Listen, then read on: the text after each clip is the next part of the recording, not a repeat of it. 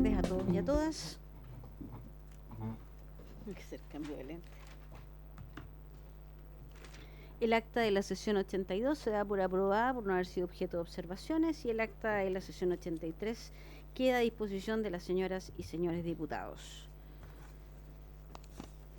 La cuenta.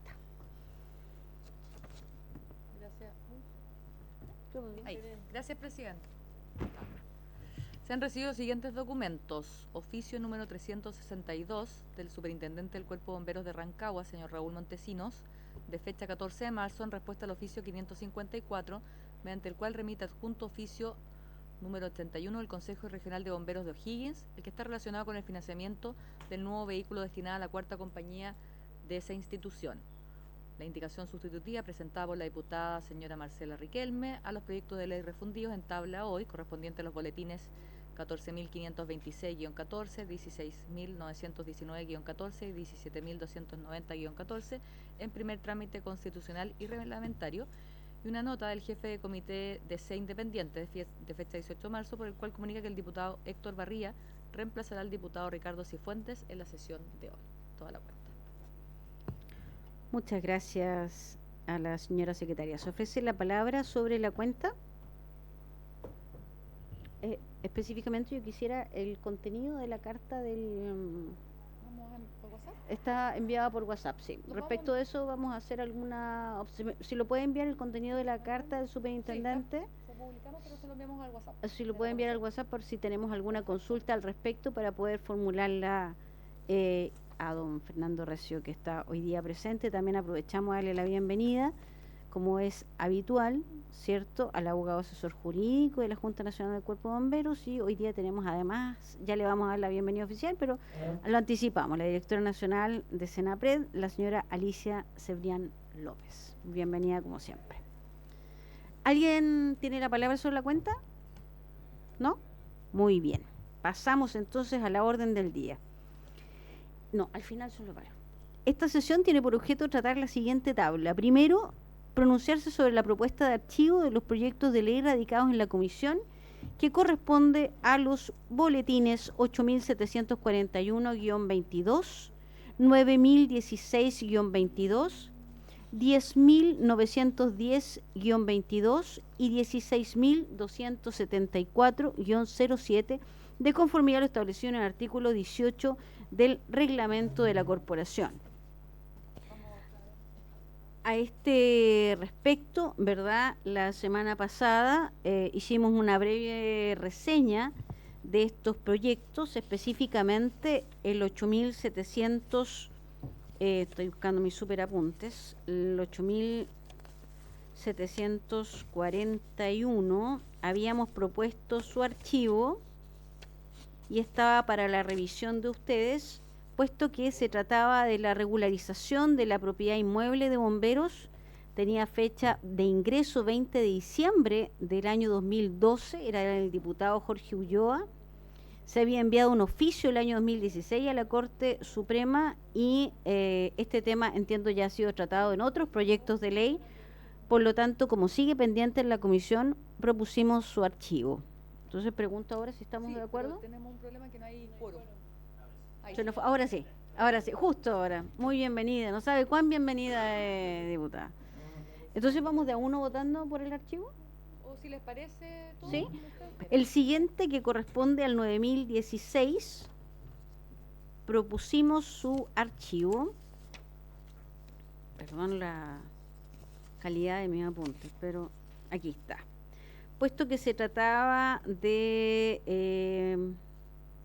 maltrato a bomberos en proyecto del 4 de julio del 2013 del diputado Marco Espinosa, que ha estado sin movimiento desde esa fecha, y existen otros proyectos de ley mucho más recientes que proponen abordar esta misma materia. Por ejemplo, uno del diputado Gustavo Asbun, que es del año 2017, por eso propusimos su archivo. De igual forma, propusimos el archivo del proyecto del boletín 10.910-22,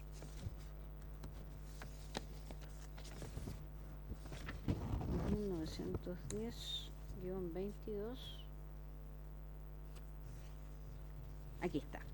que también se refiere a la adquisición de inmuebles, que es una modificación al decreto ley 1939 del año 77. Es un proyecto que ingresó el 28 de septiembre del 2016 al diputado Jorge Ulloa, que está sin movimiento desde esa fecha, y esto ya se modificó a través de un proyecto que modificó, valga la redundancia, el artículo respectivo a través de la ley 19.833 del 26 de octubre del 2002. Finalmente, también propusimos el archivo del boletín 16.274-07, que propone la disposición del personal de las Fuerzas Armadas en desastre. Esto es ingresado el 7 de septiembre del año 2023 por el diputado Jorge Guzmán. El estado es que el 12 de septiembre se remitió a esta comisión, pero existe ya la Ley de Infraestructura Crítica 21.542, artículo primero, que fue publicado en el Diario Oficial del 3 de febrero del 2023, que aborda precisamente aquella materia. Por lo tanto, estos 4 boletines proponemos su archivo y los sometemos a su votación, a su consideración. Si están de acuerdo, ¿sí? Sí, perfecto. ¿Sí? ¿De acuerdo? ¿Sí? ¿Diputada? ¿Sí? Se manda el oficio a la sala entonces. Muy bien. Recordemos que es la sala la que decide precisamente, la sala vota el archivo. Diputado Ramírez. Gracias, Presidenta. Antes de entrar al segundo punto de la tabla, quisiera saber si es que confirmó su presencia el subsecretario de Telecomunicaciones para efecto del tercer punto de la tabla. Sí, está a la vuelta de la puerta. Ah, estaba perfecto. afuera porque iba a trabajar mientras tanto. Como sabía que era el punto tercero, me pidió autorización para esperar y entrar en ese momento. Perfecto, le agradezco mucho, gracias. Muchas gracias a usted. Ahora sí pasamos al segundo punto. Votar en general los siguientes proyectos de ley refundidos. El que establece la obligación de contar con detectores de humo y alarmas de incendio en el diseño de obras de urbanización y edificación de viviendas nuevas, correspondiente al boletín 14.526-14. El que modifica la Ley General de Urbanismo y Construcciones y otros cuerpos legales para exigir la instalación de detectores de humo en viviendas nuevas y otras edificaciones, que indica que corresponde al boletín 16.919-14, y el que modifica la Ley General de Urbanismo y Construcciones para exigir la instalación de detectores de gas y sistemas de alarmas de vivienda habitada por personas mayores, correspondiente al boletín 17.290-14, en primer trámite constitucional y reglamentario. Entonces ya tienen a su disposición la indicación sustitutiva, ¿verdad? Se ha solicitado la firma de quienes deseen suscribirlo. Vamos a pasar por la diputada y el diputado Badilla ya, estimado colega, por si desean suscribir la indicación sustitutiva de los detectores de humo. Pasamos entonces a votarla en general. Sí, estimado diputado Badilla. La indicación contiene todas o casi todas o algunas recomendaciones que recibimos en la sesión pasada, ¿no? Contiene las de las que propuso Cuaniquema en su informe. ¿Ya? Y pensé que las de la semana que vimos la semana pasada podríamos formularla como indicaciones particulares en la votación, en el plazo que nos vamos a dar para dichos efectos. Porque de acuerdo a lo que habíamos conversado, nos iban a hacer llegar algunas propuestas y eso no ha llegado, ¿sí? No ha llegado. Por eso mismo vamos a darnos un plazo para indicaciones, y de tal manera que podamos formularla individualmente o colectivamente. Si usted quiere, yo feliz suscribo la suya. ¿Sí? Votamos, entonces vamos a pasar a votar. Ya lo firmó Guillermo.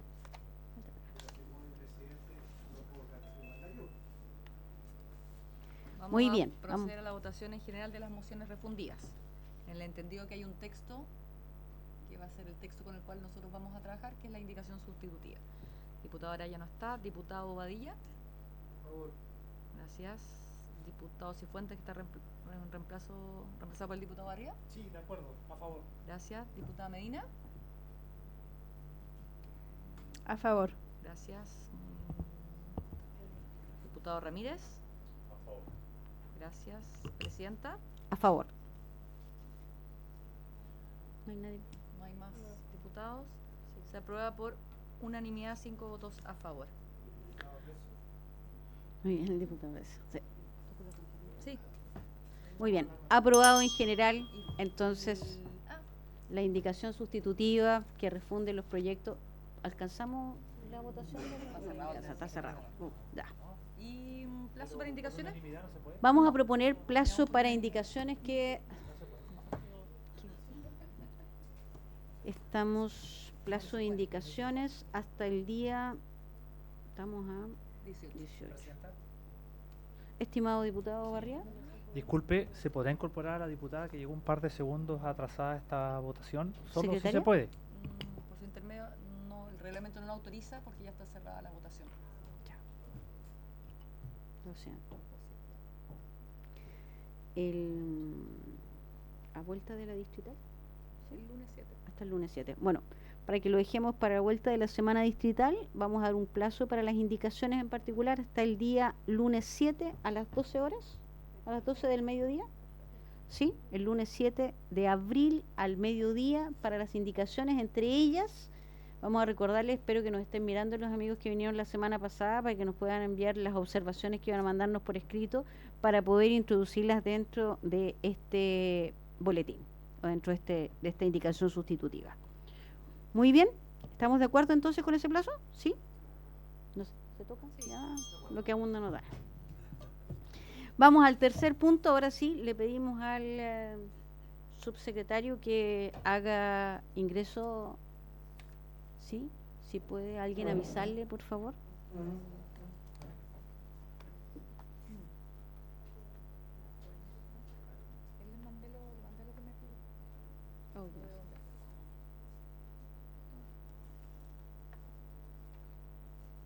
Muy bien, entonces vamos a recibir al subsecretario de Telecomunicaciones a fin de que se refiera a las causas de la afectación de las operaciones del sistema de telecomunicaciones durante el masivo corte de energía eléctrica que afectó al país el pasado 25 de febrero.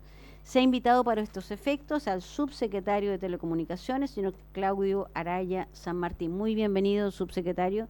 Parece que es primera vez que en esta comisión, ¿o no?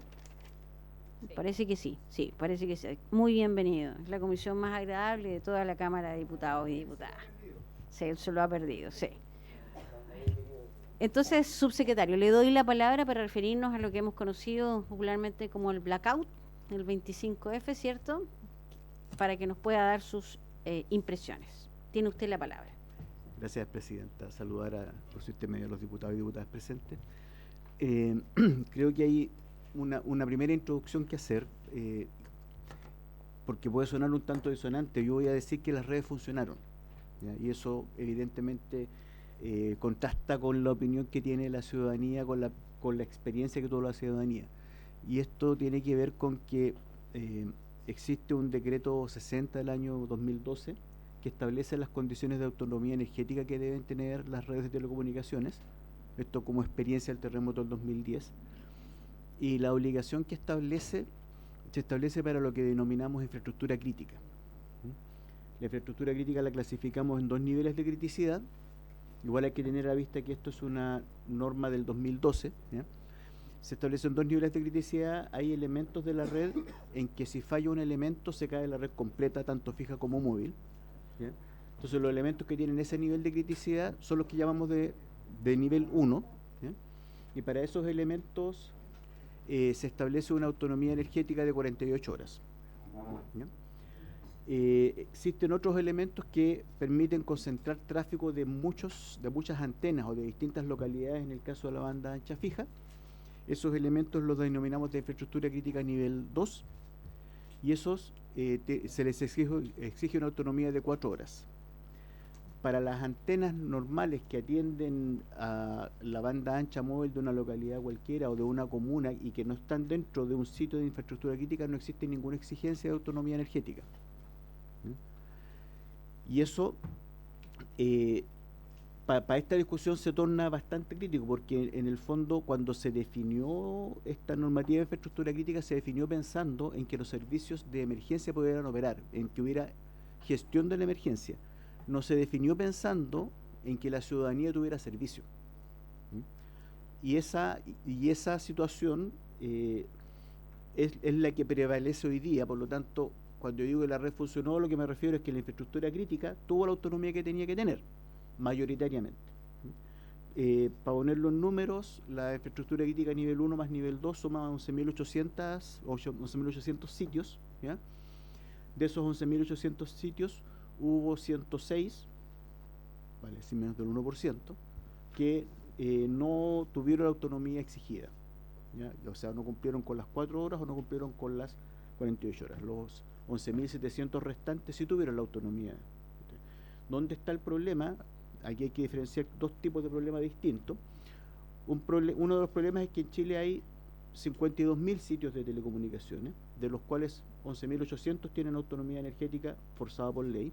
Por lo tanto, hay otros 40.000 que no están forzados a tener autonomía energética. Y en muchos sectores lo que sucedió fue que cuando se cortó la luz, se cayeron esas antenas porque no tenían respaldo energético y no estaban incumpliendo ninguna norma, ¿no?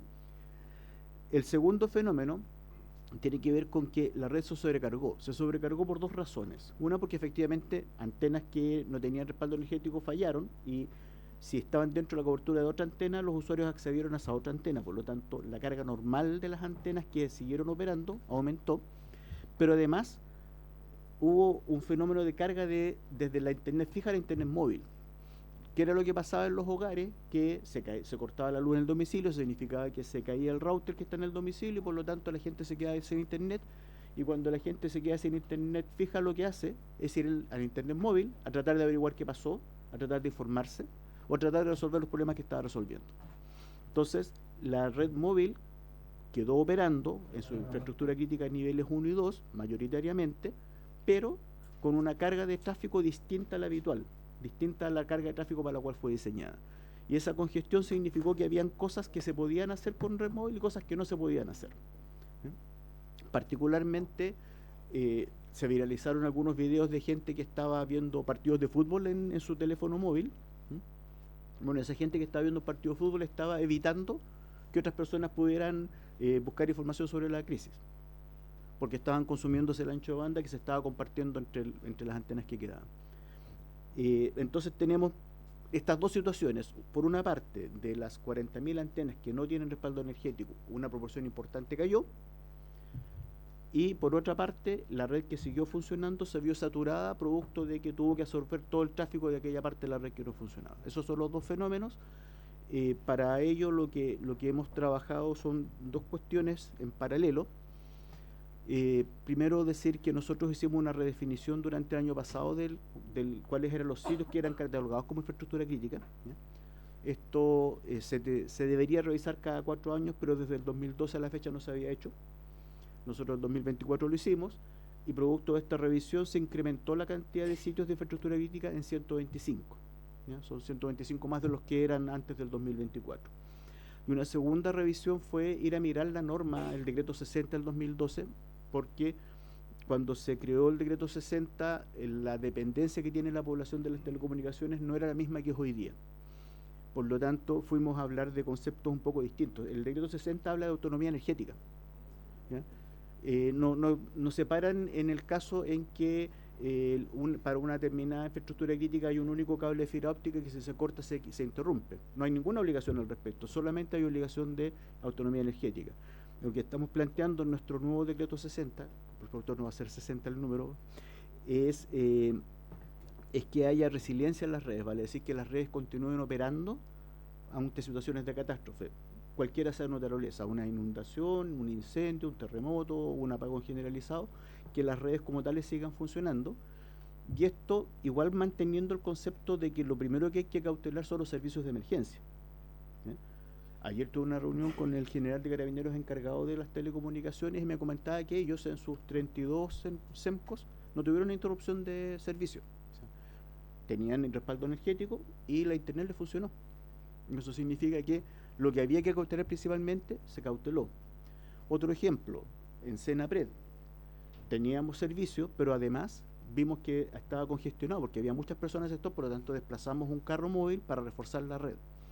Estas medidas que se adoptaron ahí sobre la marcha, hoy día las estamos protocolizando para que sean más fáciles de adoptar.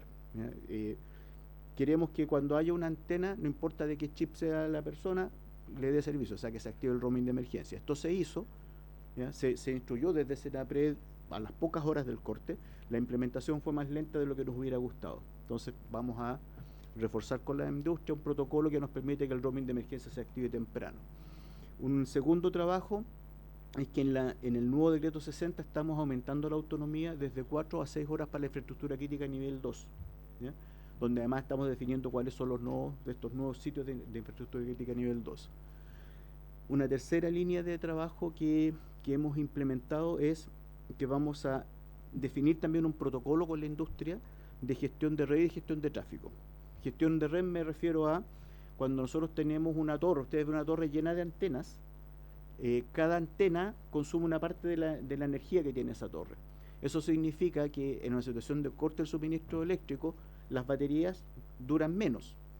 Entonces estamos viendo que deberíamos apagar algunas de las antenas y dejar solamente aquellas que son críticas para el funcionamiento de la ciudadanía, vale decir, que permita tener SMS, que permita recibir SAC, que permita hacer llamadas telefónicas, que permita mandar WhatsApp, ¿ya? Estamos definiendo en un trabajo conjunto con la industria de telecomunicaciones cuáles son las redes que deberían quedar activas a todo evento y cuáles deberíamos apagar en una situación de catástrofe como la que tuvimos. Y además, otro tema que solo aplica en situaciones de excepción es hacer gestión de tráfico, vale decir, aquellos tráficos que consumen muchos datos y que en realidad no contribuyen a la gestión de la emergencia, bloquearlos. Por ejemplo, el video streaming, a propósito del partido de fútbol. Video streaming, a propósito de estos partidos de fútbol, ¿ya? Tiene que ser esto manejado con mucha cautela porque existe una ley de neutralidad de la red que dice que no se puede intervenir tráfico según su naturaleza, pero está el espacio para hacerlo cuando hay una situación de excepción. Entonces, decretado un estado de excepción, podemos instruir a la industria a que obstruya ciertos tipos de tráfico que lo que van a hacer es no contribuir a la gestión de la emergencia y por el contrario impedir que otros puedan acceder a los servicios, ¿sí? Eso como una medida complementaria. Por último, vamos a perseverar en algo que ya se está haciendo. Nosotros estuvimos haciendo pruebas de servicio en Atacama de la conexión directa de satélite a teléfono.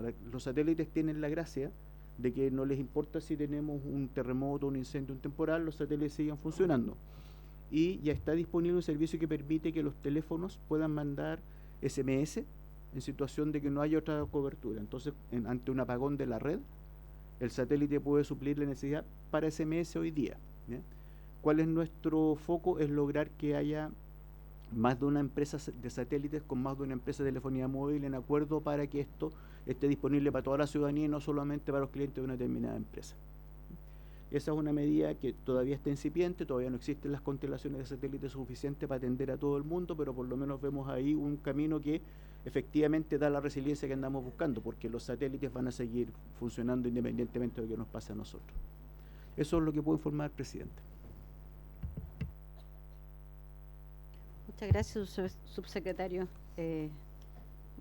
Más de lo que yo al menos esperaba, así que le agradezco la información. Vamos a pasar a las preguntas, estimados colegas.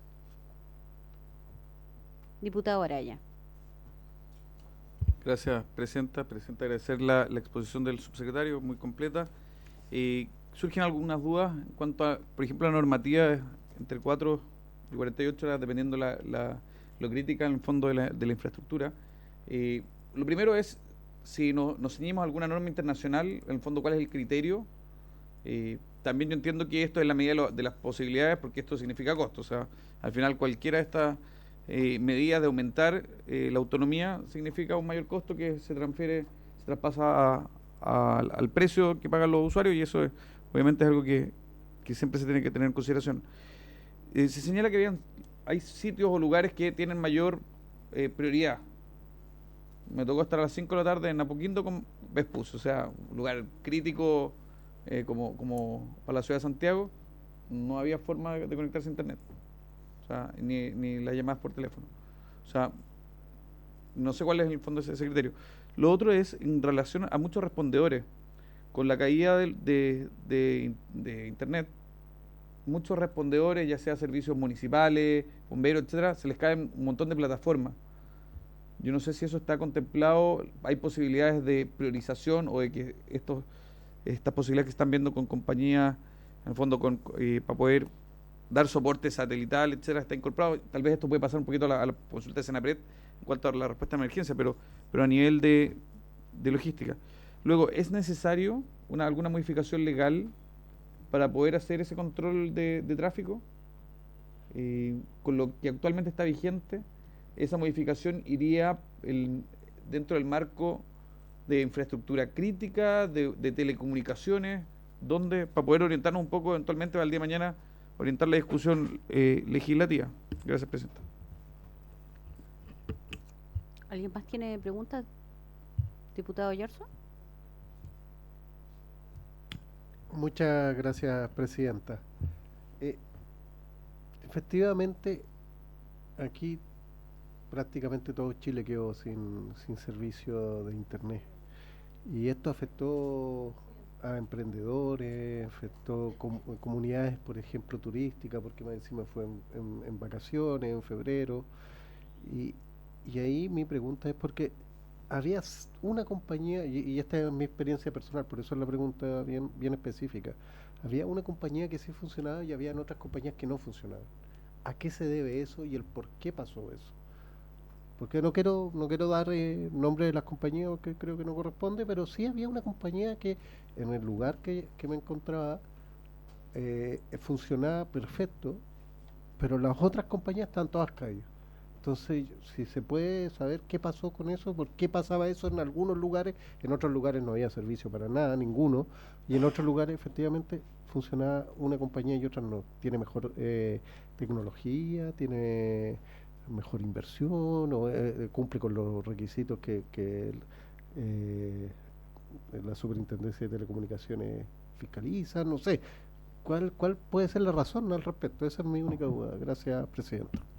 Muy bien, ¿algún otro parlamentario quiere hacer alguna pregunta respecto a esto? Pasamos a la respuesta antes de continuar con otras preguntas, subsecretario. Gracias, Presidenta. A ver, el criterio para el cambio que estamos haciendo a la norma de autonomía energética, de pasar de 4 a 6 horas, se basa en armonizar esta norma con la normativa eléctrica. ¿Ya? Las empresas eléctricas, después de las 6 horas, les empiezan a caer las multas más grandes, por lo tanto, entendemos que tienen todos los incentivos para reponer el servicio antes de 6 horas. Desde ese punto de vista era un poco extraño que nosotros les exigiéramos solamente 4 estos sitios de nivel crítico 2, por lo tanto lo estamos armonizando con la norma de eléctrica, que es como la principal causa de falla, y esto todos los días del año, no solamente a raíz de este apagón. De las interrupciones de servicio que tenemos, alrededor del 93% se deben a interrupción de suministro eléctrico, ¿ya? Que no es necesariamente por responsabilidad de una empresa eléctrica, puede ser que se corte la cometida, pueden distintos tipos de fallas, pero 93% de las fallas son de suministro eléctrico y por lo tanto entendemos que es ahí donde tenemos que reforzar, y por eso nos alineamos con la norma eléctrica para la norma de telecomunicaciones, ¿no? Después, ¿cómo definimos que un sitio es de criticidad 1 o criticidad 2? Es en función del impacto, y el impacto tiene que ver no con el lugar que se atiende, sino a cuál geografía afecta, a cuánta geografía afecta. Explico, por ejemplo, una infraestructura crítica a nivel 2 puede ser una torre de comunicaciones como la que hay en el Cerro Cayumanque, en Ñuble, que atiende enlaces de casi todas las localidades de la región, que se concentran ahí. Si esa antena falla, quedan todas las localidades sin servicio. Por eso se define que esa es infraestructura crítica. Si estoy atendiendo un enlace que viene desde Coihueco, la falla en Coihueco por sí sola afecta solo a Coihueco. En cambio, el Cayumanque afecta a Coihueco, a Pinto y a muchas otras localidades. Entonces, eso es lo que define que una infraestructura sea crítica o no. No tiene que ver con las antenas que están en la misma torre, sino que tiene que ver con qué servicios se concentran ahí. Y eso...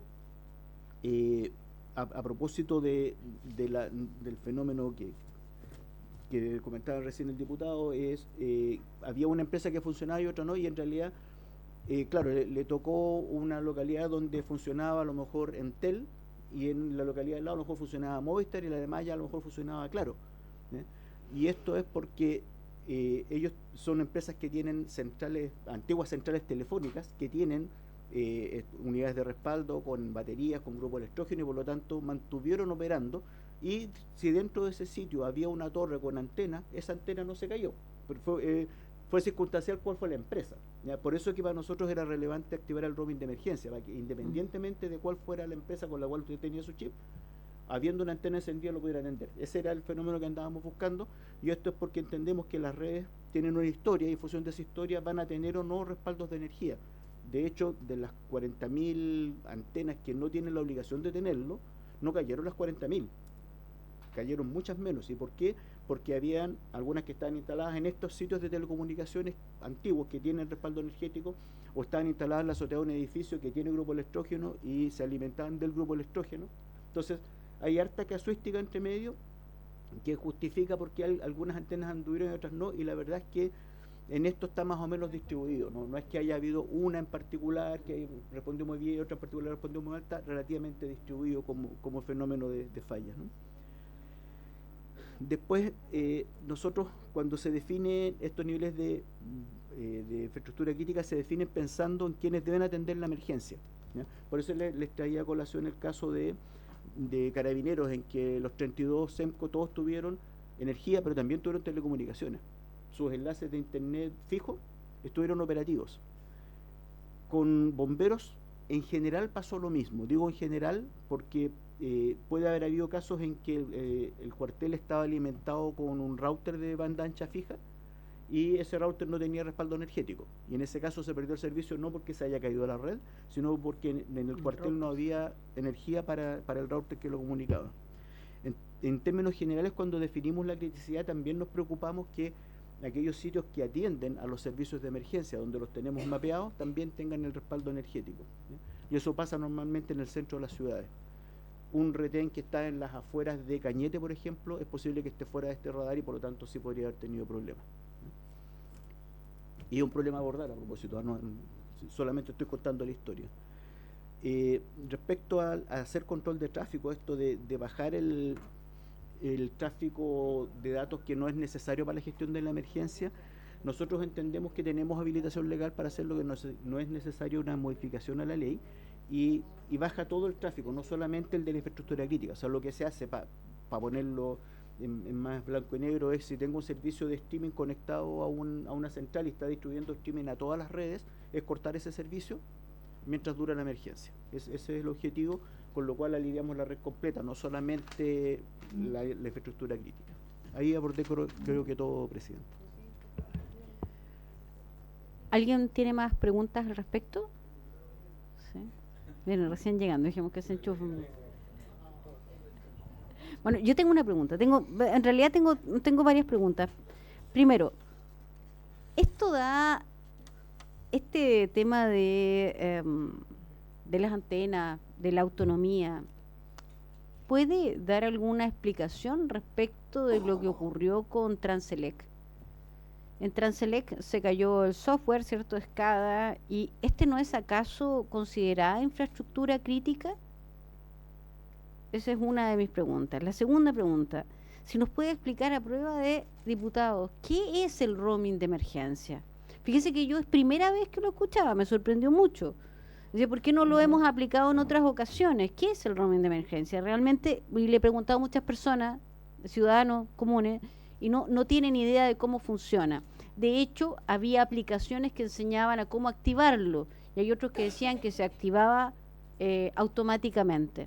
Entonces, para que en ese sentido podamos instruir, por ejemplo, las empresas de telefonía que tal como el SAE queda activado de forma automática en los teléfonos, también pueda ser activado de manera automática a la venta de los teléfonos. Y lo último, quiero transmitirle que la preocupación de nosotros fue absolutamente grande. Yo sé que entiende desde el punto de vista de la ciudadanía lo que significó quedar sin energía eléctrica, pero además quedar sin comunicaciones fue dramático. Fue dramático para muchas personas. Entonces, estas medidas que se están adoptando me parecen absolutamente necesarias, implementarlas a la brevedad posible. No sabemos qué problemas vamos a tener este invierno, nos tenemos que preparar, ya no podemos esperar eventualidades, somos un país de emergencia. Por lo tanto, necesitamos que estas medidas se adopten con prontitud, sobre todo esta autonomía o esta conexión satelital, tal vez que puedan tener los teléfonos. A mí me ocurrió en lo personal que no había cajero, no había Uber, no había teléfono, no había WhatsApp, no había absolutamente nada. Estábamos en el Hospital Regional de Rancagua, donde sí funcionaron los generadores, donde sí no tuvimos ningún problema. pero sin embargo todos los demás servicios no funcionaron. Esa es mi preocupación. Lo primero, lo de Transelec, como le digo. Lo segundo, el roaming de emergencia, que nos pueda explicar bien. Y tercero, con qué prontitud se van a adoptar estas medidas. También el diputado Bobadilla va a agregar una pregunta. Diputado. Sí, Presidenta, quizás nos salimos un poco del tema, pero son comunicaciones. Porque lo que estamos planteando es frente a una emergencia que se caiga el sistema. La pregunta es la siguiente: en tiempos normales, sin emergencias, hay sistemas que no funcionan, y particularmente en los sectores rurales, que las compañías han puesto sus antenas, los vecinos se quedan tranquilos porque tenemos antenas, pero lo que no tienen es comunicación. Entonces, me gustaría que nos pudiera compartir cómo es el proceso de fiscalización de que efectivamente las compañías que tienen ya la responsabilidad de entregar cobertura comunicacional en algunas zonas y no lo están haciendo.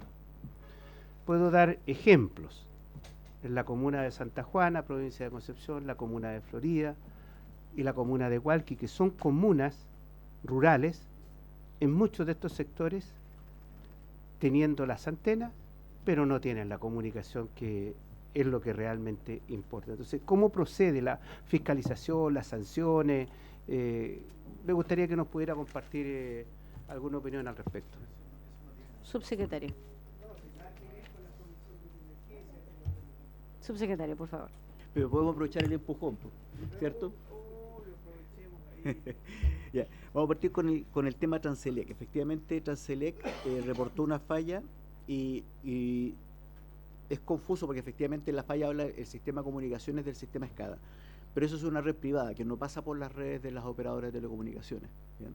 Es una red propia de Transelec en que al menos a fines de la semana pasada todavía no estaba claro cuál había sido el motivo de la falla. Yo espero que lo que debe entregar hoy día el coordinador eléctrico tengamos más luces al respecto, pero sí, hoy es 18 precisamente. Pero efectivamente había una falla que era en la red propia de Transelec, no involucraba redes de operadores de telecomunicaciones. Ya, ¿qué es el roaming de emergencia? A ver, el roaming es, en términos generales, lo que sucede cuando un teléfono móvil de una compañía se registra en la red de otra compañía, ¿ya? Y recibe servicio de la red de otra compañía. Esto sucede cuando alguien viaja al extranjero, por ejemplo, que en una red de una empresa del extranjero tiene acceso a servicio. Existe también el roaming automático nacional, que se ha implementado, que está operativo desde hace 3 años.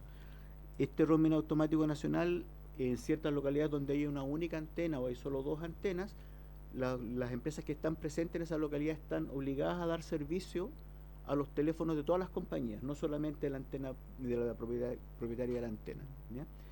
Y cuando se aprobó el roaming automático nacional, se aprovechó de definir el roaming de emergencia, que opera bajo la misma lógica. O sea, si hay una única antena, esa única antena tiene que dar servicio a todos los chips que están en el sector, solo en condiciones de emergencia.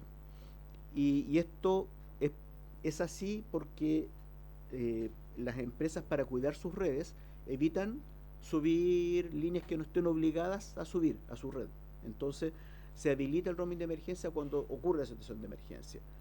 Es cierto que tenemos que mejorar el protocolo con ellos porque esta vez se tardaron mucho, no sé, directora, al menos 3 horas, quizás un poco más en habilitar, desde que se les dio la instrucción hasta que habilitaron, ¿ya?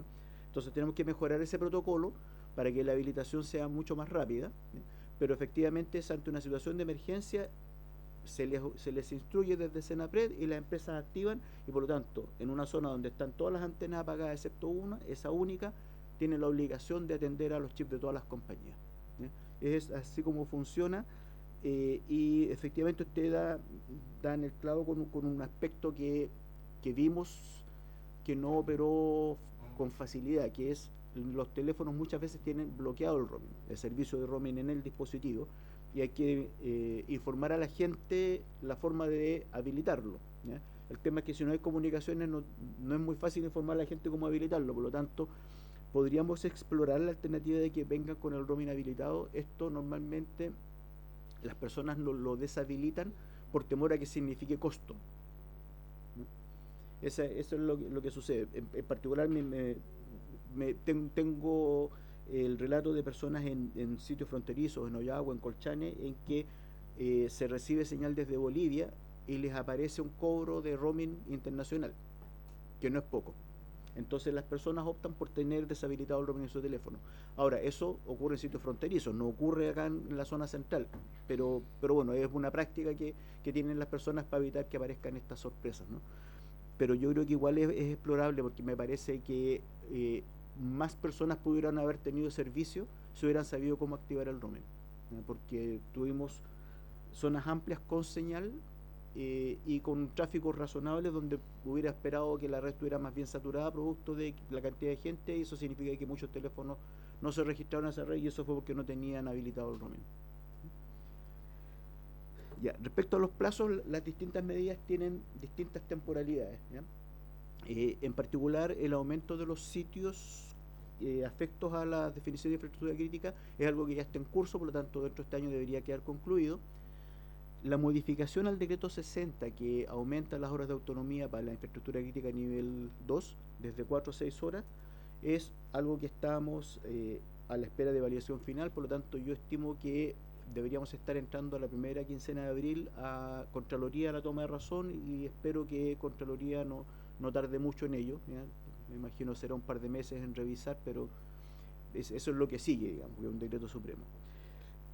Respecto al servicio por satélite, es un poco más complejo porque dependemos de los operadores de satélite. Hoy día la única empresa de satélites que tiene esto es Starlink, ¿no? Hay dos empresas más que disponen del servicio, pero no en Chile hoy día, ¿no? Una es AST y la segunda es OneWeb, que lo tiene en su roadmap, pero todavía no está recién empezando a lanzar los satélites para este servicio, así es que probablemente va a estar durante el 2026.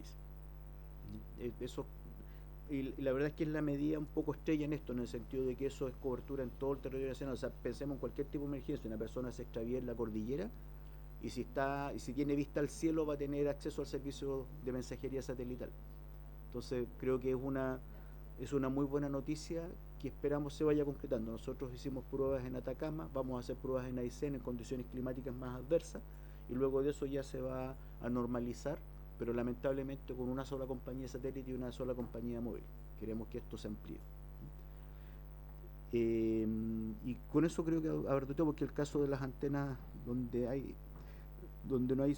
perdón, diputado Badilla, me falta usted. El caso fuera del caso flanqueador, ¿eh? Efectivamente, hay zonas del país en las cuales no hay cobertura, y no hay cobertura porque no hemos llegado.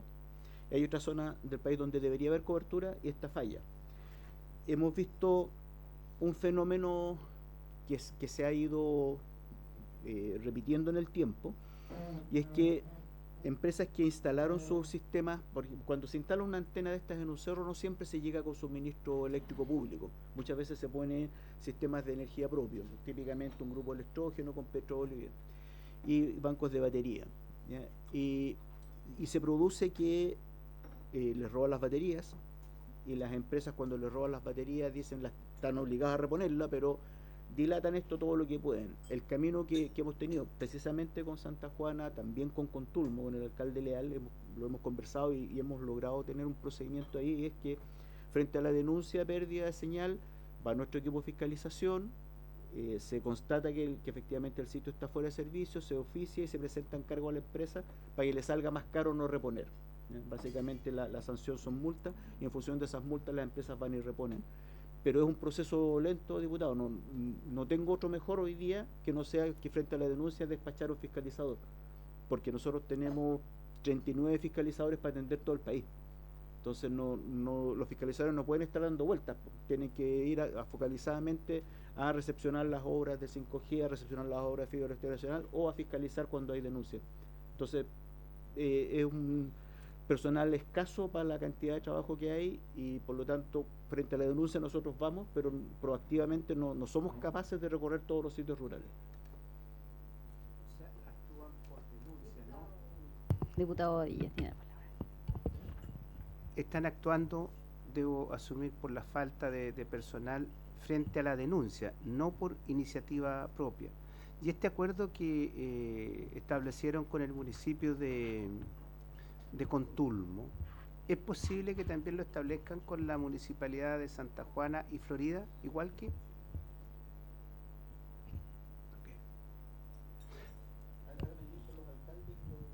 Perfecto.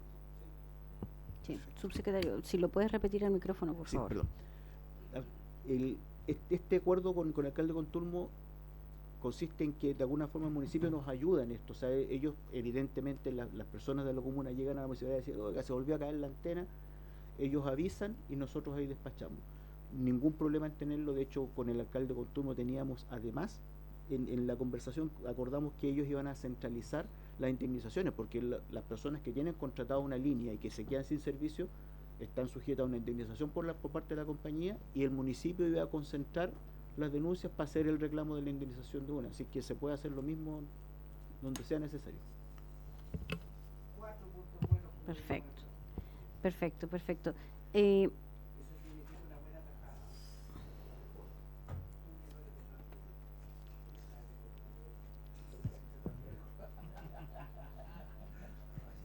Ya, bueno, sí, volvamos al tema de la comisión.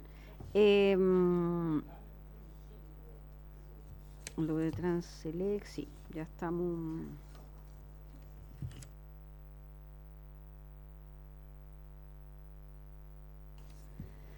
Ya, bueno, subsecretario, la pregunta: ¿qué es lo más recomendable para un ciudadano común y corriente ante una emergencia como esta? ¿Utilizo el SMS? ¿Utilizo el WhatsApp? ¿Utilizo el teléfono? ¿Qué hago frente a una emergencia? ¿Qué me conviene más? ¿Trato de buscar el roaming?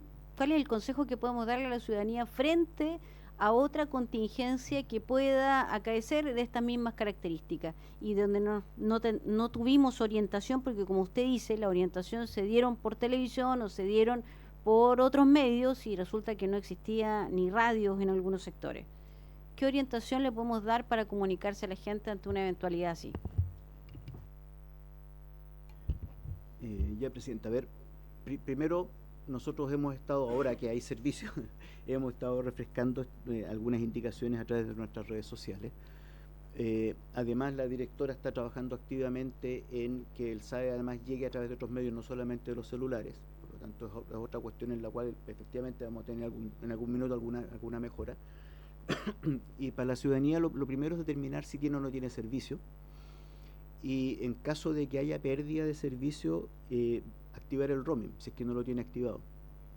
Eso es lo primero, pensando en que hay personas que legítimamente no les gusta activarlo, porque quizás lo razonable sería tenerlo siempre activo, ¿no? Pero si hay personas que prefieren no tenerlo activo siempre, es frente a una situación de catástrofe, de emergencia, que efectivamente activen el roaming, de modo que donde esté en zona de cobertura de cualquier compañía pueda acceder al servicio. Y en cuanto al servicio a utilizar, siempre es más recomendable algún tipo de mensajería. Da lo mismo si es SMS o WhatsApp, pero algún tipo de mensajería, porque eso consume mucho menos recursos de la red y por lo tanto no le estamos negando a otros usuarios la posibilidad de acceder a los servicios. Así que siempre es más recomendable la mensajería del tipo que sea. Perfecto, muchísimas gracias, subsecretario. ¿No hay más preguntas? ¿O alguien tiene? Diputado Vargas, ¿sí? Aprovechemos al subsecretario. Bueno, muy buenas tardes, subsecretario. A través de nuestra presidenta, solicitarle que revise sus equipos técnicos lo que está pasando con la conectividad en la zona denominada Mapulahual. Esto está en la región de los lagos, desde San Pablo, San Juan de la Costa, Río Negro, Purranque, Fresia y Los Muermos. Toda esa zona hay antenas instaladas, muchas de ellas funcionan con estos sistemas autónomos, como usted señala, con paneles fotovoltaicos o a través de diésel, pero muchos de ellos, por diversos motivos de contrato, no están funcionando. Por lo tanto, si en la ciudad hay complicaciones, imagínese cuando hay cierta histeria que se provoca en este tipo de accidentes, llega la noticia a través de las radios o de otro tipo de equipos a los sectores costeros que debieran estar preparados, más aún cuando limitan con el Océano Pacífico, necesitan con mayor fuerza esto, porque están las antenas, reitero, están las instalaciones, pero necesitan una revisión exhaustiva. Esto se hizo en el segundo gobierno de la presidenta Bachelet, generalmente se hicieron muchos de estos arreglos. Ha pasado bastante tiempo y no han tenido las mantenciones suficientes. Y los reclamos de que no hay conectividad. Así que le encargo eso, aprovechando su presencia, subsecretario. Muchas gracias. Muchas gracias a usted, diputado Barría, por su presencia, además, el día de hoy. No habiendo más preguntas, liberamos al subsecretario, ya, para que pueda seguir cumpliendo sus labores. Y pasamos al cuarto. Muchas gracias nuevamente, subsecretario. Esperamos que nos mantenga actualizados en cuanto a los avances que tengan estos sistemas. Bueno, muchísimas gracias, subsecretario. Pasamos al cuarto punto de nuestra orden del día, que es recibir a la Directora Nacional del Servicio Nacional de Prevención y Respuesta ante Desastres, ya lo habíamos anunciado, con el objeto de analizar el rol del servicio en el masivo corte de energía eléctrica que afectó el pasado 25 de febrero. Para esos efectos, la Directora Nacional del Servicio está presente, la señora Alicia Cebrián López, quien asiste junto a, decía la subdirectora, pero no está. A Elia Vargas, no vino, pero sí está el jefe de comunicaciones, el señor Alfredo Lagos. Bienvenida nuevamente, directora. Le damos la palabra para abordar este tema, que ya teníamos como la introducción un poco también junto al subsecretario. Muchas gracias, presidenta. Por su intermedio, saludar a los diputados y diputadas en la sesión, a asesor jurídico de la Junta Nacional de Bomberos.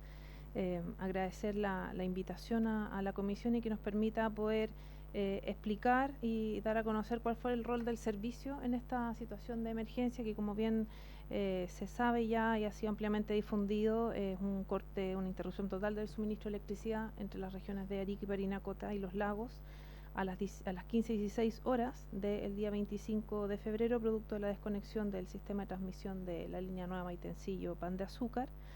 Nosotros como servicio, si yo tuviera que resumir o consolidar en 4 palabras cuál es el rol del servicio de manera permanente, es monitorear, alertar, coordinar en un sistema y asesorar técnicamente, y fue eso justamente lo que hicimos producto de esta situación de emergencia.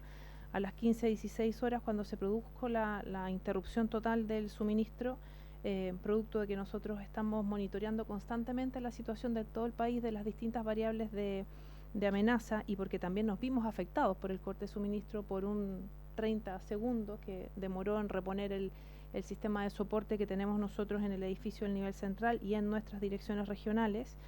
A las 15:22 de ese mismo día ya teníamos claridad que era un corte de suministro que estaba afectando a más de una región. Por lo tanto, en ese momento yo me comuniqué con el subsecretario del Interior vía telefónica para comunicarle que teníamos una situación de emergencia que, de acuerdo a nuestros protocolos, estaba afectando a más de 2 regiones, y entonces le sugerí que citáramos a COGRID Nacional, porque la emergencia cumplía con los requisitos para elevarla a nivel nacional. En el intertanto, o sea, vale decir, en menos de en 6 minutos, mientras la unidad de alerta temprana seguía monitoreando, se levantó la información de que el corte estaba circunscrito entre las regiones de Arica y Parinacota y Los Lagos, ¿no? Antes de que se comunicara ya por los medios de la cobertura de esta emergencia, nosotros ya habíamos acotado el tramo afectado a la emergencia, lo que me permitió hacer un segundo llamado al subsecretario del Interior a las 15:24, confirmándole la afectación y recibir la instrucción entonces de parte de él, la instrucción del presidente de la República de citar al COGRID Nacional, citación que salió de nuestra plataforma a las 15:28, ¿no? En paralelo se citaron a los COGRID regionales, en todo el tramo que fue afectado por la situación de emergencia.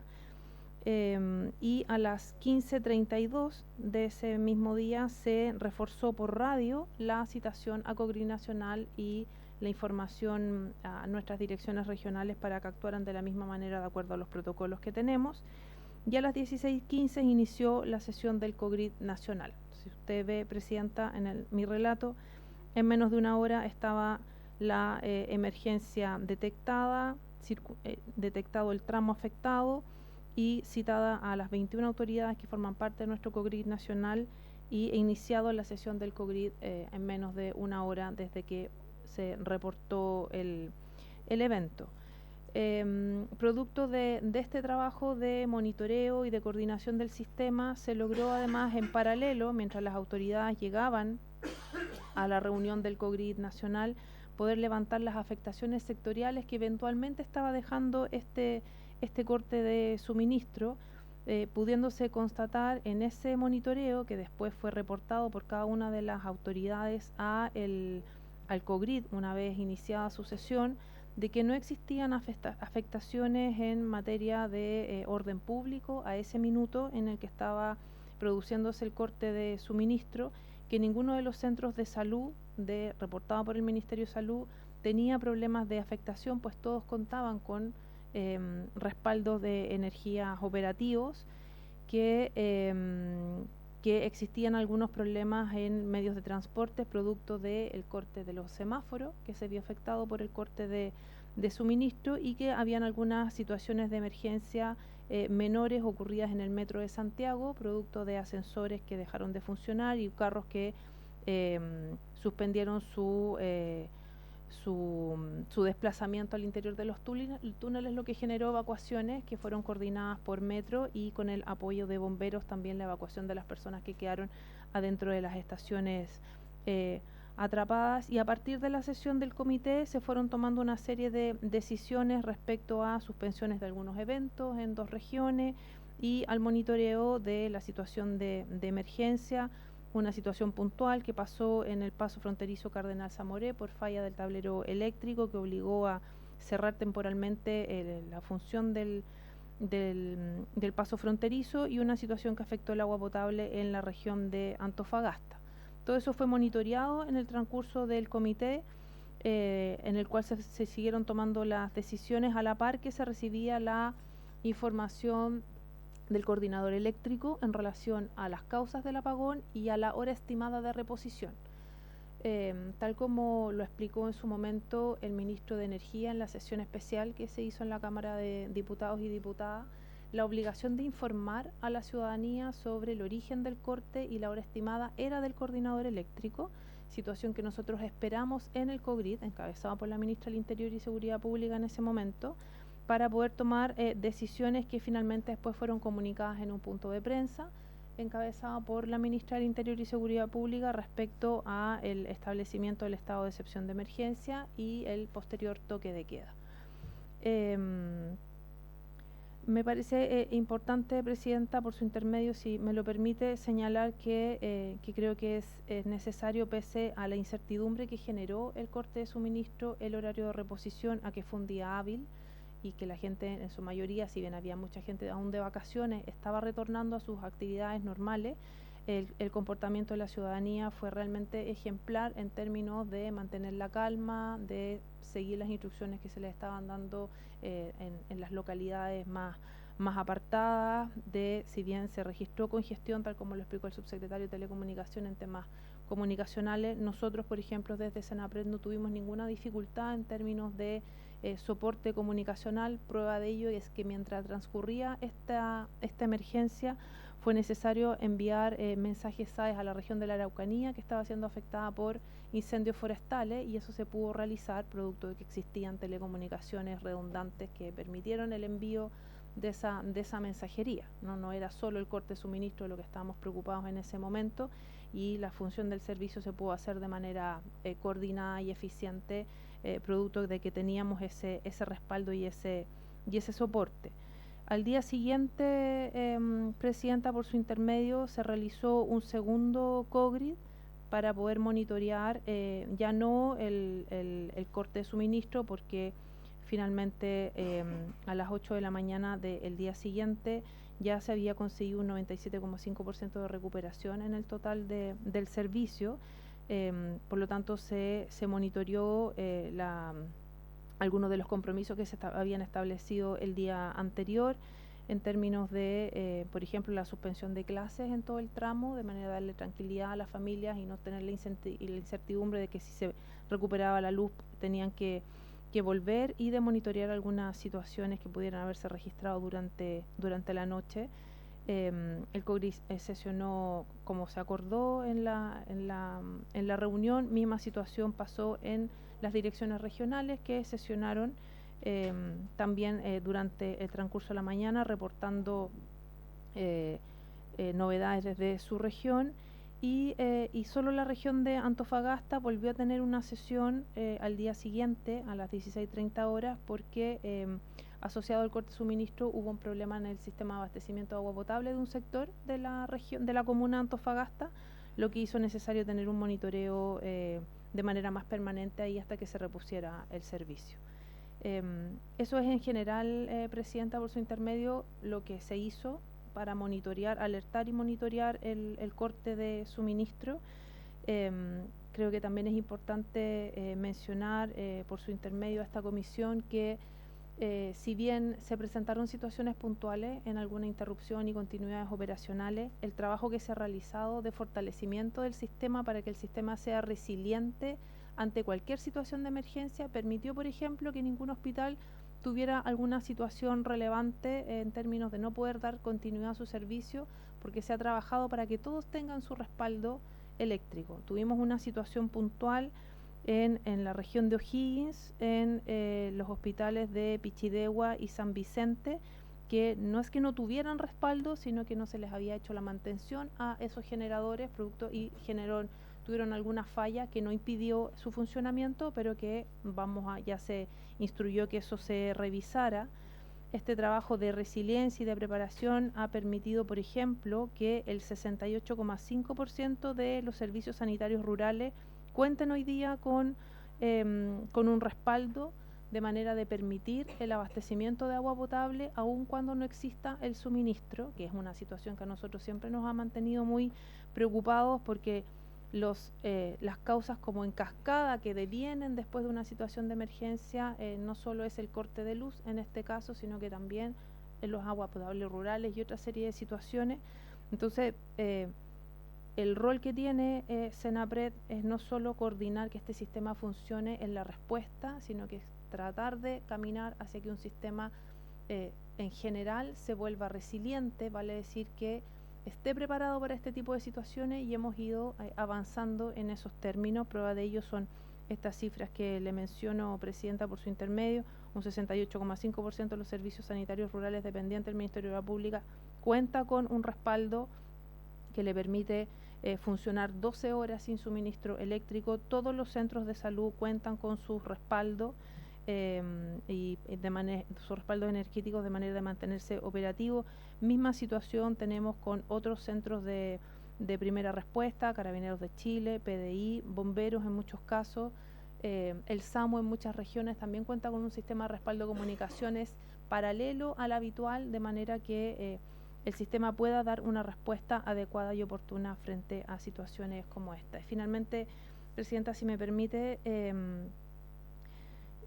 solo a modo de reflexión para cerrar, a mí me parece muy relevante que la preocupación de la ciudadanía y de las autoridades, de los parlamentarios, sobre cómo respondemos ante una situación de emergencia, y nos acordamos en ese momento, cuando ocurre una emergencia, de cómo nos gustaría que las cosas funcionaran, cómo nos gustaría o el ideal de que hubiera pasado, pero sería interesante que esas conversaciones las tuviéramos en momentos en que no ocurre la emergencia.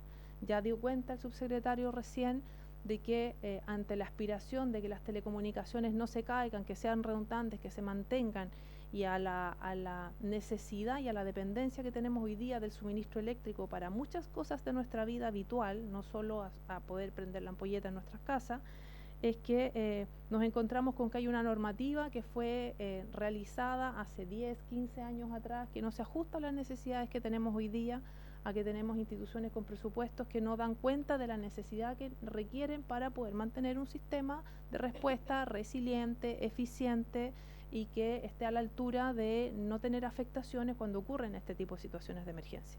Entonces, me permito esta reflexión, Presidenta, porque creo que esta es una comisión que se ha destacado justamente por ir un poco a la delantera de instalar algunos temas en la discusión que han permitido fortalecer, por ejemplo, el rol de bomberos en el sistema, los recursos de bomberos, nuestro propio presupuesto como Senapred, pero aún tenemos algunas brechas que hay que trabajar como sistema que no se abordan que no es suficiente a la altura de los desafíos que tenemos, en mi opinión, si me permite, solo conversarlos cuando ocurra la emergencia. Cuando ocurra la emergencia, las posibilidades de cometer errores, las posibilidades de no tratar de llegar a la gente son altas, porque es una situación sumamente estresante en cualquier evento, pero tenemos brechas detectadas con las que podemos avanzar y que algunas dependen de actualizaciones de normativa, otras dependen por aumentos de recursos, otros dependen por mejorar las coordinaciones, y todo lo que está a nuestro alcance nosotros lo hacemos como servicio y estamos por supuesto disponibles a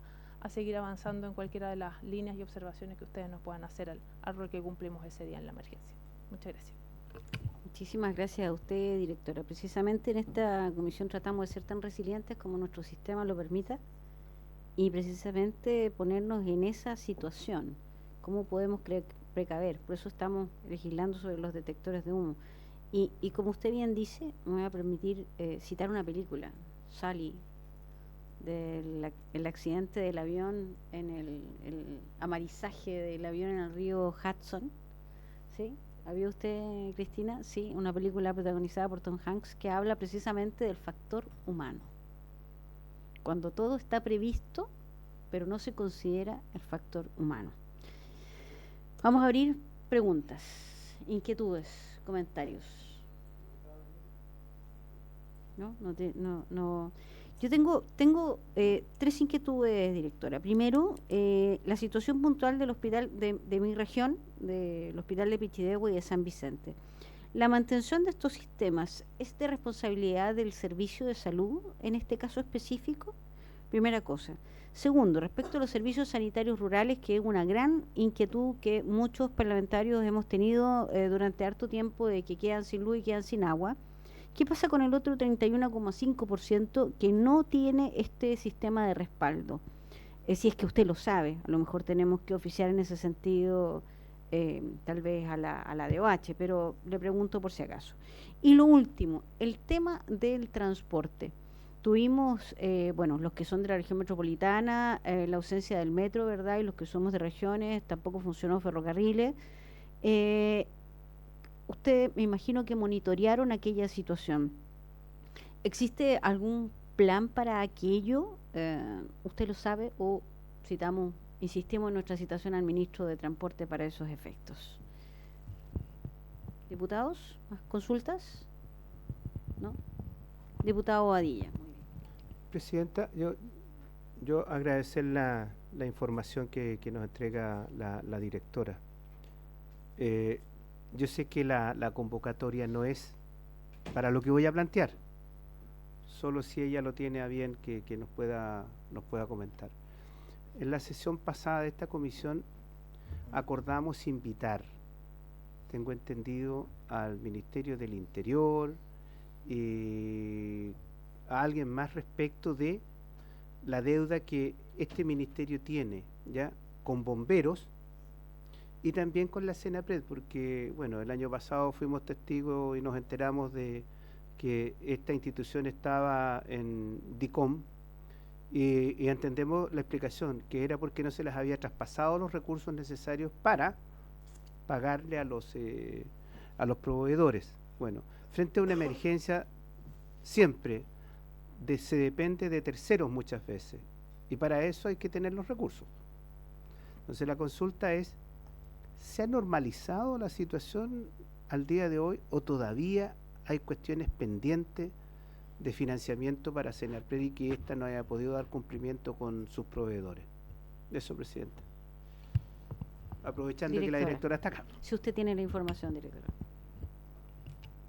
Muchas gracias, presidenta, por su intermedio. La mantención de los equipos de respaldo de los hospitales es, entiendo yo que es de responsabilidad del Servicio de Salud.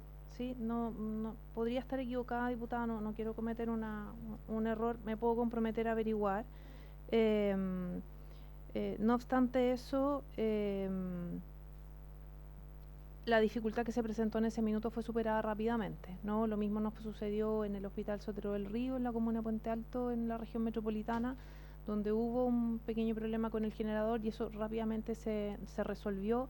Incluso pudimos apoyar a un centro de salud privado que también presentó problemas y rápidamente se desplazó un equipo generador coordinado desde Sanapred para que pudiera hacer su continuidad operacional. Tal como le mencionaba en mi intervención, esto es algo que se ha venido trabajando desde hace varios años, de asegurar la continuidad operacional, no solo en los grandes hospitales, sino que en todos los centros de salud. Prueba de ello es que para el corte de suministro de agosto del año pasado no tuvimos afectación, salvo en un CESFAM que fue víctima de un robo, pero todos los CESFAM pudieron seguir funcionando porque cuentan hoy día con un respaldo de energía eléctrica, lo que nos da una tremenda seguridad que en caso de que una emergencia tuviera además afectaciones en temas de salud para las personas, estas van a poder seguir siendo atendidas. ¿Qué pasa con el 30 y algo % de servicios sanitarios rurales? Bueno, es algo en lo que se está trabajando en coordinación con la DOH, el Ministerio de Obras Públicas, de ir dotando progresivamente a estos servicios sanitarios rurales de estos respaldos necesarios. La mayoría de estos servicios, de estos sistemas sanitarios rurales cuentan con, se llama acopio de agua, puede ser acopio de agua, digamos con sistemas de acopio de agua paralelo a que les permite proveer a la gente que está dependiendo de ese sistema de agua potable, y de no existir eso, se activa el apoyo con camiones aljibes coordinados a través de los municipios y de Sanapred. En general, aquellos servicios sanitarios rurales que no cuentan con el respaldo están identificados, se sabe cuáles son y dónde están. No queremos avanzar con la Dirección de Obras Hidráulicas para poder tener algún sistema en línea que nos permita, tal como ha avanzado la DGA, en poder tener un sistema de sensores en todas las cuencas que nos permite ir mirando en línea, minuto a minuto, cómo van subiendo, bajando los niveles de esas cuencas cuando existen precipitaciones, por ejemplo, y crecidas. Queremos avanzar un sistema similar con la DOH que nos permita identificar cuáles son los sistemas sanitarios rurales que están presentando alguna afectación. Es un proyecto que tenemos a mediano plazo.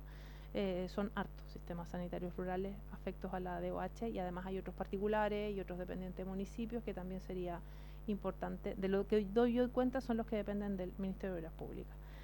En relación al plan de refuerzo de transporte, bueno, efectivamente en la región metropolitana, y me voy a referir solo a la región metropolitana porque desconozco el de las otras regiones, Presidenta, para ser muy honesta, existe un plan de refuerzo coordinado con Metro, de manera que cuando el servicio de Metro se ve afectado parcial o totalmente frente a una situación de emergencia, que en la capital es bastante común, digamos, gente en las vías que interrumpe el servicio, a veces en horas bien complejas, este sistema se refuerza con un sistema de metro terrestre, con buses que cumplen el mismo recorrido de estación a estación que haría el tren subterráneo. Ese sistema se replicó el día del corte de suministro y además se apoyó con la salida de un número, no recuerdo el número exacto, en el acta quedó, por lo tanto se lo puedo remitir si usted lo necesita, de buses interprovinciales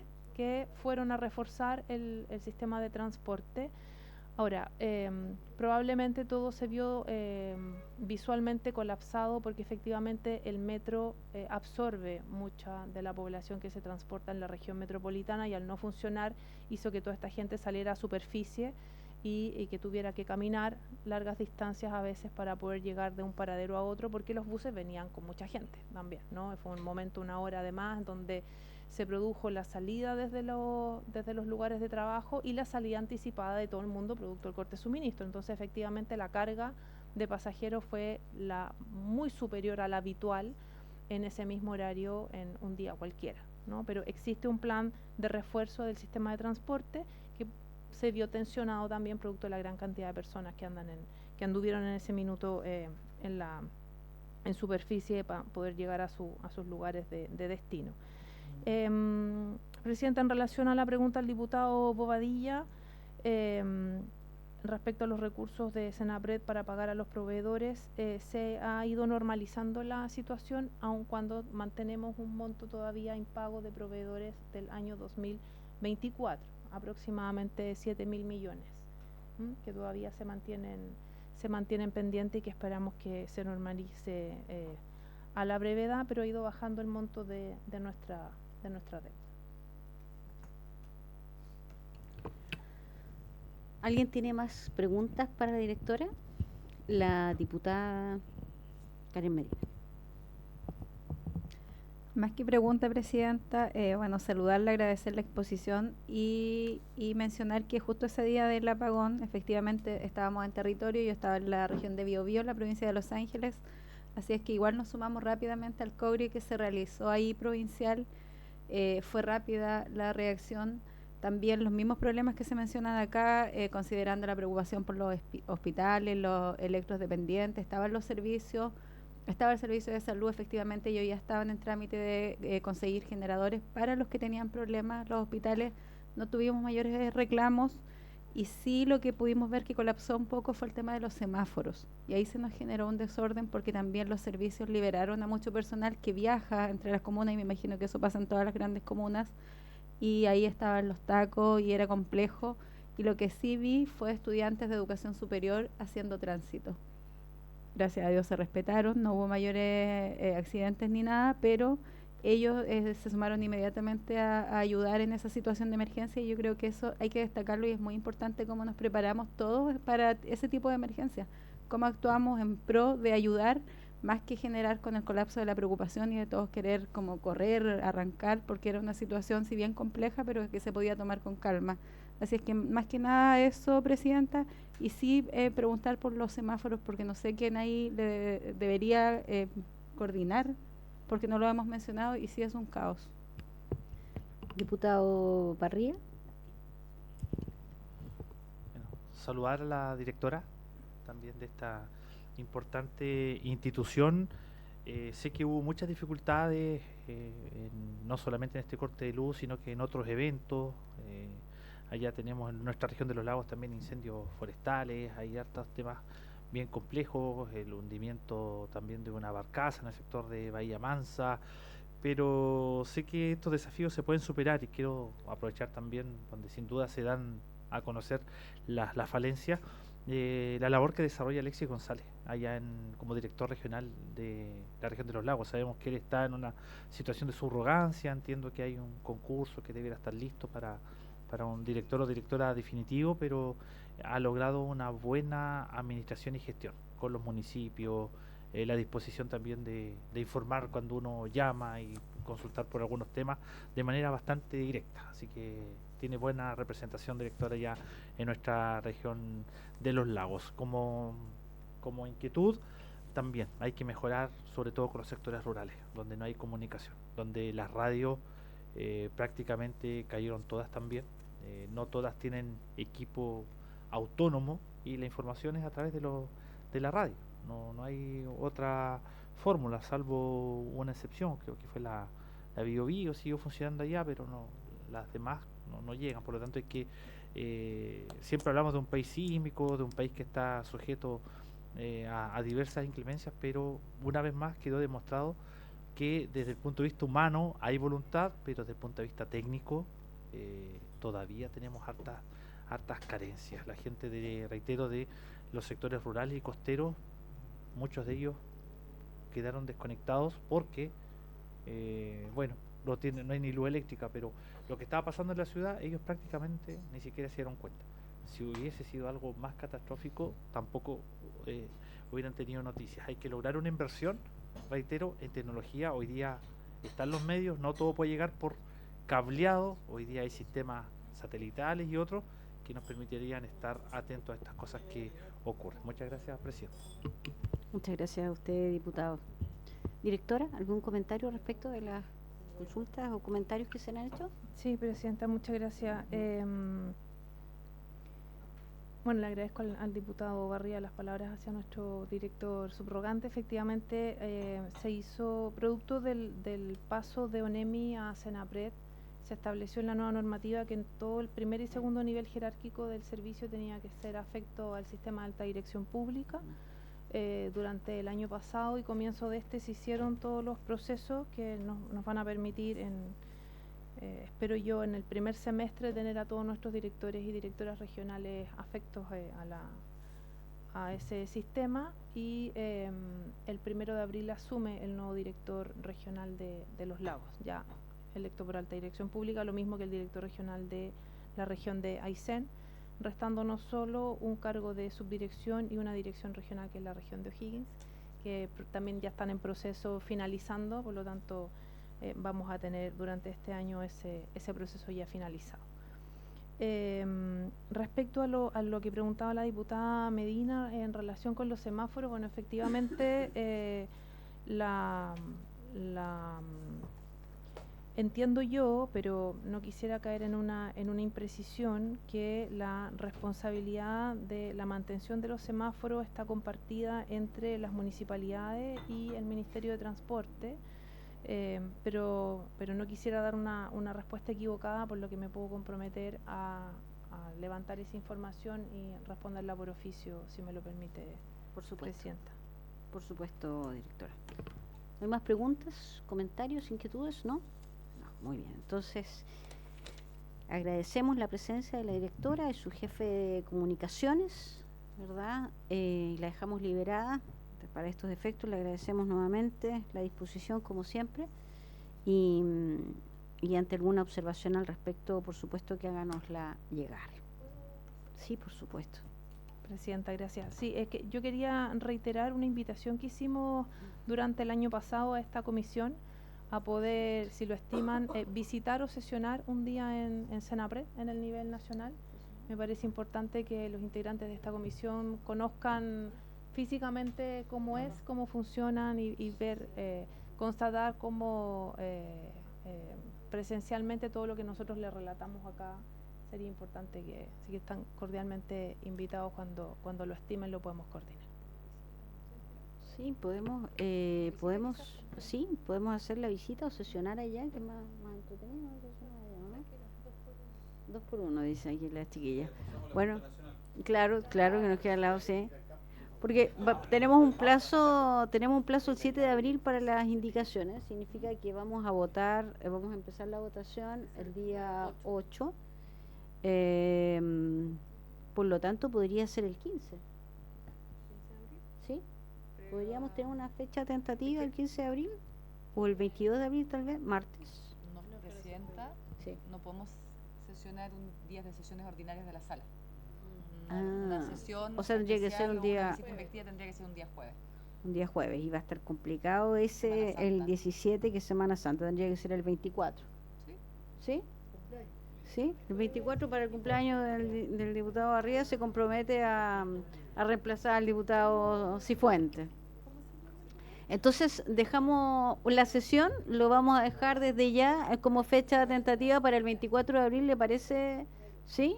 Muy bien. Nos va a estar esperando. Muy bien, entonces acordamos para el día 24, ¿cierto? Sí. Vamos a esperar la invitación formal de la Junta para el almuerzo con los parlamentarios. La esperamos formalmente con fecha y hora, estimado Fernando Recio. Hagamos una visita, que es más cómodo para todos los efectos, ¿sí? Una visita, ¿de acuerdo? Sí, perfecto, fantástico. Ya, pasamos a varios puntos varios. Aquí tenemos uno, el diputado Barría, Héctor. Qué participativo, sí, muy participativo. Venga más seguido. Presidenta, llame al orden, por favor. No, en primer lugar, Presidenta, quiero que como comisión enviemos nuestra nota de condolencia al presidente nacional de bomberos, a don Juan Carlos Fiel, por el fallecimiento también de su hermano bombero Marcelo Fiel. Creo que también se ha generado una amistad con el presidente por parte nuestra, con el presidente de la Junta Nacional, y en momentos difíciles creo que corresponde que como comisión, yo sé que algunos no lo hemos hecho de manera particular, pero como comisión hagamos llegar esta nota. Por supuesto, diputado Barría, yo le escribí a Juan Carlos Fiel en las redes sociales a nombre de toda la comisión y de todos y cada uno de los parlamentarios integrantes de esta comisión. Le hice llegar nuestras condolencias, pero lo haríamos por escrito formalmente como comisión de la Cámara de Diputados y Diputadas. Muchas gracias. Y en segundo lugar, Presidenta, solicito que como comisión oficiemos al Gobierno Regional de los Lagos, a la Municipalidad de Purranque, a la Junta de Bomberos de la Región de los Lagos, a la Superintendencia de Bomberos de la Comuna de Purranque, para saber en qué estado se encuentra el proceso de reposición de la cuarta compañía de bomberos, que tiene resolución satisfactoria, solicitando los apoyos necesarios y manifestar nuestra voluntad de generar una mesa de trabajo para avanzar en esta anhelada iniciativa. La información que me entregan los bomberos es que no estaría dentro de las prioridades del municipio. Es un municipio nuevo, seguramente por un tema de desconocimiento, desconocen tal vez cómo funciona el ARI y el financiamiento. Un cuartel de bomberos tampoco afecta a la glosa de bomberos, porque estamos hablando de una obra de 1.800 millones de pesos, que la glosa de bomberos es mucho menor, pero oficiales manifestarles nuestra voluntad de colaboración y que nos informen cuál también es la voluntad de estas instituciones para sacar este cuartel emblemático del barrio Estación de la comuna de Purranque. Muchas gracias, presidente. Dicho. Muy bien, oficiamos en dicho sentido. Diputada Karen Medina. Gracias, presidenta. Quisiera preguntar a la Secretaría respecto a unos oficios que yo levanté el año pasado en diciembre al Ministerio del Interior por una rendición de facturas posiblemente falsas del Cuerpo de Bomberos de Santa Bárbara, las cuales yo le llevo el seguimiento, pero me gustaría saber si ha llegado la respuesta formal, ya que hoy día tengo nuevos antecedentes y al menos a mí no se me ha entregado ninguna respuesta. Primero me gustaría saber eso, presidenta, sino para generar otro oficio. Vamos a hacer la consulta, Secretaría. Lo estamos revisando inmediatamente.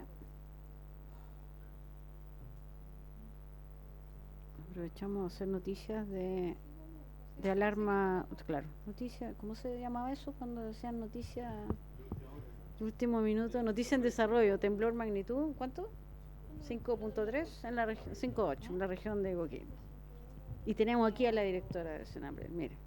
No, 5.8, somos, sí. Bueno, secretaria. Sí. Tenemos el oficio. Con fecha 8 de enero se ofició, a través del oficio 551, al jefe de la Unidad de Gestión Riesgo de Emergencia de la Subsecretaría del Interior, señor Camilo Grez, por la preocupación que le sienten los miembros de esta instancia por la situación que afecta a la segunda compañía de bomberos de Santa Bárbara.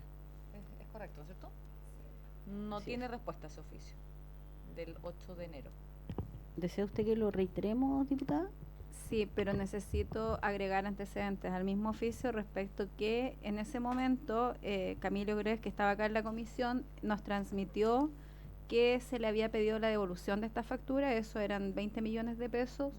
La información que yo hoy día tengo es que esta persona hizo la devolución de los 20 millones y el Ministerio del Interior, teniendo los antecedentes que se había comprometido a enviarlos al Consejo de Defensa del Estado, vuelve a liberar recursos este año a ese mismo cuerpo de bomberos con esos antecedentes de una factura, de 2 facturas posiblemente falsas, y hoy día este cuerpo de bomberos ha sido demandado por uno de los emisores de esta factura. Demandó al cuerpo de bomberos con la orden de embargo porque el IVA de esa factura no se le había cancelado. Entonces este cuerpo de bomberos sigue estando en cuestionamiento. Esta persona, yo no tengo claridad si sigue al mando. Yo sé que hay un proceso que está avanzando por la institución de bomberos interno, pero la demora de este proceso hoy día le permite a él seguir administrando recursos públicos, lo cual yo encuentro de extrema gravedad, y es por lo mismo que vuelvo a pedir otro oficio al Ministerio del Interior, porque quiero saber bajo qué parámetros ellos actúan cuando tienen este tipo de antecedentes. ¿Al ministro mejor? Sí, al ministro del Interior. Bueno, vamos a oficiar incorporando esos nuevos antecedentes que señala la diputada Karen Medina. ¿Estamos de acuerdo? ¿Sí? Muy bien, oficiamos en dicho sentido. Yo tengo 2 solicitudes. La primera es al Servicio de Salud O'Higgins para que indique el estado de los servicios de